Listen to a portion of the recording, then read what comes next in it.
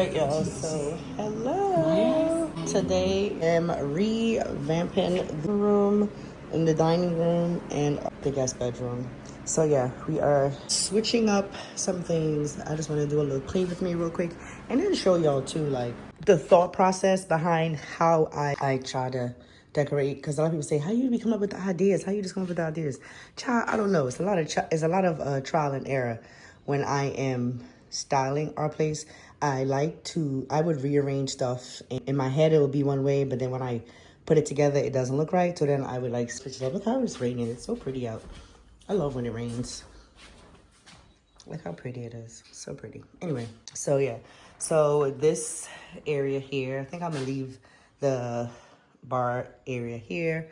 I cannot wait, y'all. I think I told y'all before about this fireplace wall that I want to do here, the new furniture that I want to get. I just can't wait for it all, but I'm patient, okay? So for right now, this is what we're working with. I'm still not putting the rug down. You see it back there. It's still back there. I think I might not do it for the rest of the summer. I might just leave it. Might take it into the room or leave it back there. I don't know, whatever. But this is how it's gonna look for right now. I'm getting ready to move. I've moved all the Easter decor. So I'm getting ready to get rid of some of the white flowers and bring in some colored flowers. Like I have this pot here. I was just trying to try it out to see how it looked and then incorporating a little bit of color in this space. I usually keep it white and green, and then I might add a pop of yellow or something like that in the summer. But I think this year I'm gonna go with this mauve pinkish color. So I'm really liking these hydrangeas. I think they're really cute.